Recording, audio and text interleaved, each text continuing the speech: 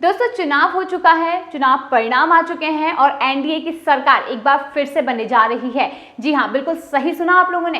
प्रधानमंत्री नरेंद्र मोदी फिर से तीसरी बार पीएम बनने जा रहे हैं और 8 तारीख को वो शपथ ग्रहण करेंगे और उन्हें काफी ज्यादा बहुमत भी मिला है। हालांकि 400 पार नहीं कर पाए, लेकिन फिर भी प्रधानमंत्री नरेंद्र मोदी ने अपने दम पर इतनी बहुमत हासिल की है कि जहां पर विपक्षी पार्टियां मिलकर भी 234 सीटें ही यहां पर ले सकी हैं। दोस्तों, एनडीए के संसदीय दल के जो नेता चुने गए, नरेंद्र मोदी के प्रधानमंत्री पद के शपथ ग्रहण समारोह में अधिकांश पड़ोसी देशों के नेता भी शामिल होंगे और इन सभी को शपथ ग्रहण समारोह में शामिल होने का न्योता भेजा जा रहा है। इससे ये अंदाजा लगाइए कि यहाँ पर यानी कि भारत के अलावा और भी जो देश हैं जो प्रधानमंत्री फिर से अगर मोदी को देखना चाहेंगे, यानी कि मोदी जी को फिर से प्रधानमंत्री बनते देखना चाहते हैं, वो काफी ज्यादा खुश है। भारत देश की लोकप्रियता इतनी ज्यादा बढ़ चुकी है कि आज दूसरे देशों के प्रधानमंत्री, राष्ट्रपति भी यही चाहते हैं कि फिर से मोदी जी ही पीएम की गद्दी संभालें और भारत देश को संभालें, क्योंकि उन्हें भी ये चीज समझ आ चुकी है। लेकिन कई ऐसे लोग हैं जो शायद इसे समझने में देरी कर चुके हैं और उन्हें ये समझना काफी ज्यादा मुश्किल हो चुका है कि आखिर मोदी जी ने भारत देश के लिए क्या कुछ नहीं किया। भारत संभवतः पाकिस्तान को यहाँ पर आमंत्रित नहीं करेगा। आपने सुना होगा कि जो पहले कुछ ऐसी अफवाहें होनी थी, हालांकि अफवाहें नहीं थी, वो सच था, जहां पर जो पाकिस्तान था वो खुलकर यहाँ पर विपक्ष के समर्थन में आ रहा था, राहुल गांधी के समर्थन में आ रहा था और ये मान रहा था कि अगर मोदी जी फिर से आते हैं तो उनके लिए सही नहीं होगा। और ये वाकई में सत्य है, क्योंकि अगर मोदी जी हैं तो पाकिस्तान की हिम्मत नहीं होगी कि वो भारत की तरफ आंख उठाकर भी देख ले। इसी वजह से उन्होंने राहुल गांधी का समर्थन किया, क्योंकि अगर राहुल गांधी की सरकार होती तो आज शायद हम काफी ज्यादा परेशानियों का सामना जरूर कर रहे होते।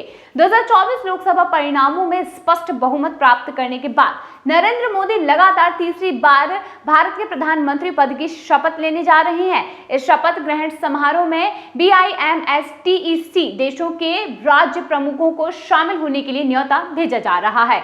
BIMSTEC देशों में भारत के अलावा बांग्लादेश, नेपाल, म्यांमार, थाईलैंड, श्रीलंका और भूटान शामिल है। इसमें पाकिस्तान को किनारे कर दिया गया है। जी हाँ, इससे पहले के संगठन SAARC में पाकिस्तान भी शामिल हुआ था। पीएम मोदी को लगातार जीत की बधाइयां पूरे विश्व भर से मिल रही है। उन्हें विश्व के 100 से अधिक देशों से सरकार बनाने को लेकर बधाइयां मिल चुकी हैं। भारत के मित्र देशों के राष्ट्र प्रमुखों ने पीएम मोदी को फोन करके बधाइयां दी हैं।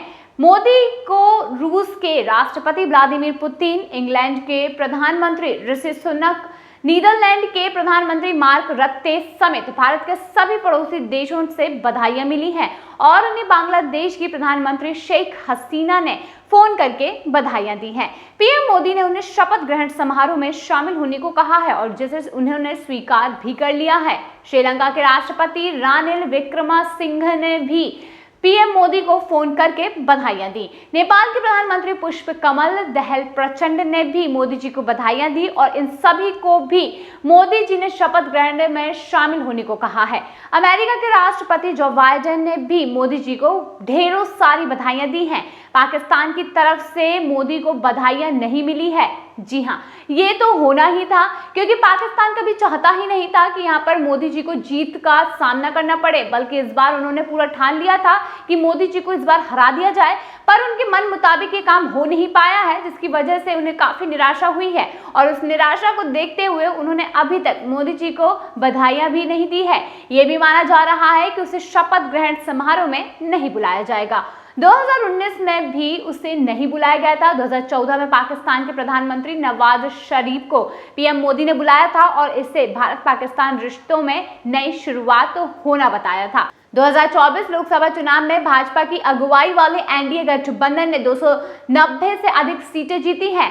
बुधवार यानी कि 5 जून को प्रधानमंत्री आवास में हुई बैठक में एनडीए के सभी घटक दलों ने पीएम मोदी को अपना नेता चुना था और उन्हें अपना समर्थन ज्ञापित किया है। बताया जा रहा है कि वो अब 8 जून 2024 को शपथ लेने वाले हैं और इसके साथ ही मोदी जी द्वारा तीसरी बार पीएम पद की शपथ लिए जाने से पहले ही जीत की बधाइयां और तीसरी टर्म के लिए शुभकामनाओं के संदेश आने शुरू हो चुके हैं। इटली की PM Giorgia Meloni, Barbados PM Mia Amor, Mottley Jamaica PM Andrew, Holness और मालदीव राष्ट्रपति एम मोइजू और इसी देश के पूर्व राष्ट्रपति मोहम्मद नाशीद और Abdulla Shahid, Nepal PM Pushpa Kamal Dahal Prachanda, Mauritius PM Pravind Jugnauth, Bhutan PM T Tshering के बधाई और शुभकामना के संदेश आए हुए हैं। श्रीलंका के राष्ट्रपति रनिल विक्रमसिंघे, कार्यकारी और राष्ट्रपति महेंद्र राजपक्षे के अलावा विपक्ष के नेता शरद फोनसेका,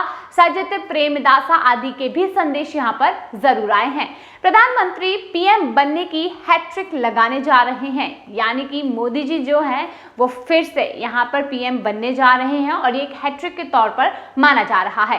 साल 2014 के बाद 2019 और अब 2024 में भी पीएम पद की शपथ लेने वाले हैं। साल 2019 में लोकसभा चुनाव में भाजपा ने अकेले 303 सीटें जीती थी, जिसके बाद नरेंद्र मोदी ने 30 मई 2019 को प्रधानमंत्री पद की शपथ ली थी। अब वो एक बार फिर से 8 जून 2024 को तीसरी बार प्रधानमंत्री पद की शपथ लेने की तैयारी में है और पूरा देश खुश है।